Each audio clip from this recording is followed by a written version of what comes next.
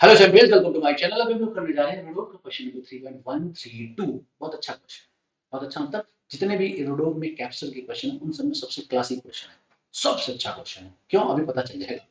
What amount of heat will be generated in a circuit shown in figure after the switch SW is shifted from position 1 to 2? जब switch को 1 से 2 position में shift किया जाएगा तो कितना heat का लॉस होगा, ये बताना है। तो पहले मैं आपको कंसेप्ट बता देता हूँ हीट लॉस होता है। जब कभी किसी कैप्चर को किसी बैटरी से कनेक्ट करते हो तो होता क्या है, बैटरी वर्क करता है। वो वर्क जो होता है इंटरनल एनर्जी कैप्चर के एनर्जी में जाता है, चेंज करने में जाता है, प्लस हीट की फॉर्म में जाता है। इन दो पार्ट में जाता है। तो इसी इक्वेशन से हम हमेशा हीट लॉस, एनर्जी में चेंज, वर्डन बाय बैटरी को रिलेट करते हैं और कुछ नहीं करते हैं। ठीक है।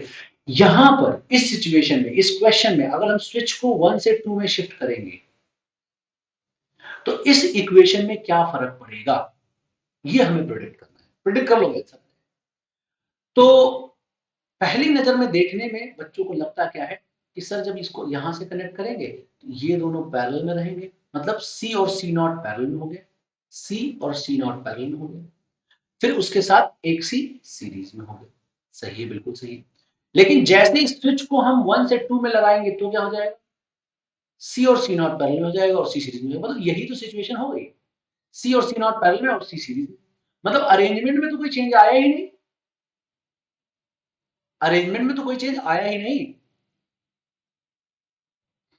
आंसर आ गया डी पॉजिटिव, है ना। बहुत सारे बच्चे ऐसा करते हैं।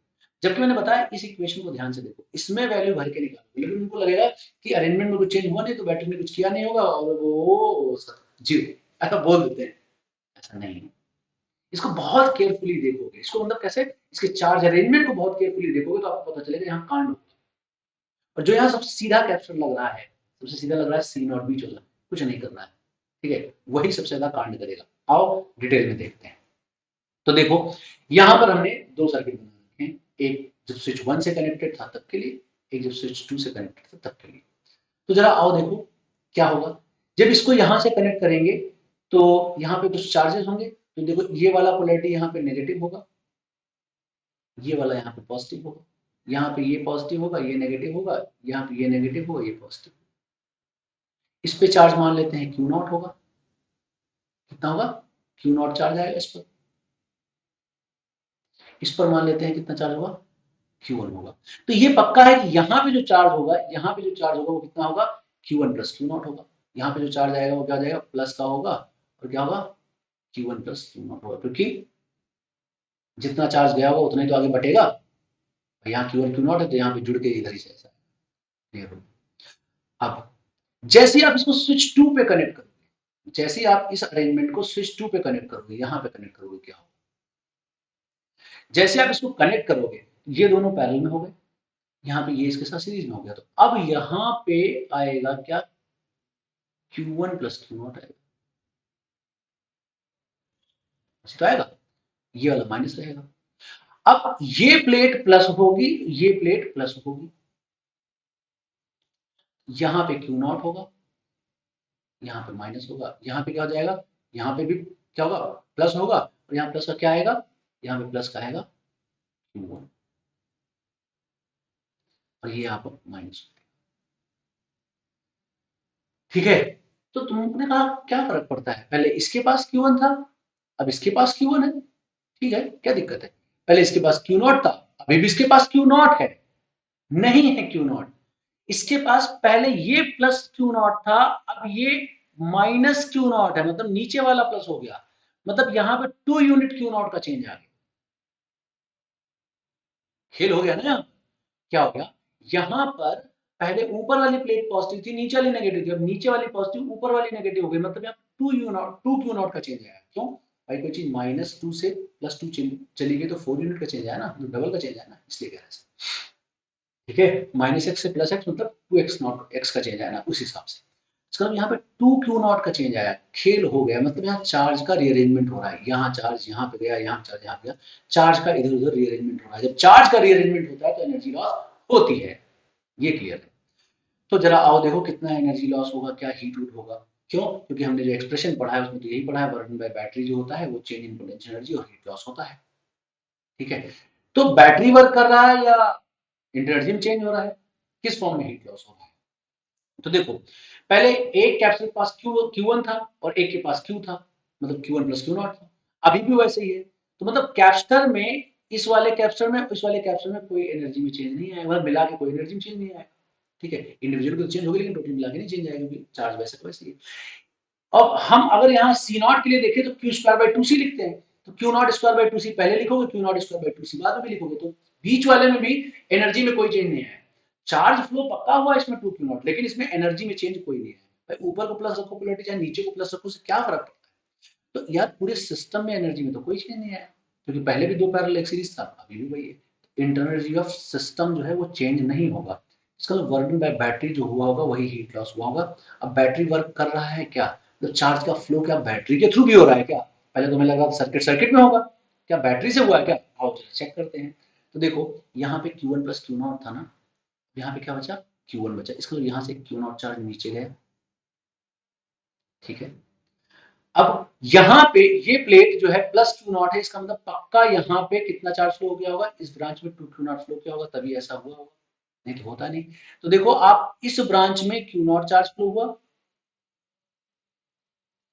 इस ब्रांच में 2Q0 है, तो ये गारंटी के साथ हम कह सकते हैं कि यहां से चार्ज हो गया वो Q0 गया। तो बैटरी के थ्रू जो चार्ज फ्लो किया वो Q0 फ्लो किया, ये क्लियर हो? ठीक है। अच्छा, अब एक बात देखो जरा, Q0 है कितना, Q0 है कितना, और यहाँ पे ये value of Q1 plus Q0 कितना है। देखो ये जो है यहाँ पे जो चार्ज Q था ना, पहले वाला जो था वो क्या था, Q1 प्लस Q0 था। वो कितना आया था, दो सीरीज में एक पैरेलल में ना। इस सर्किट का इक्विवेलेंट कैपेसिटेंस कितना हो जाएगा, इस सर्किट का C इक्विवेलेंट जो आएगा वो हो जाएगा C प्लस C0 पैरेलल में थे, तो वो निकाल लिया into C divide by C plus C0, मतलब ये इतना इसका इक्विवेलेंट होगा। तो जो पहले चार्ज फ्लो हुआ था Q1 प्लस Q0 जिसको Q बोल रहे हैं वो इतना हुआ, C इक्विवेलेंट टाइम्स ऑफ इतना फ्लो हुआ होगा पहले। अच्छा, उसमें Q0 की कितनी साझेदारी थी तुम्हें पता है, charge is directly proportional to C होता है। तो इसका मतलब अगर मैं बोलूं यहाँ पे जो चार्ज Q आया था वो चार्ज दो पार्ट में बटा था, Q0 और Q1 में, तो Q0 कितना रहा होगा, Q0 का जो हिस्सा रहा होगा कितना रहा होगा, Q times of C0 divide by C plus C0।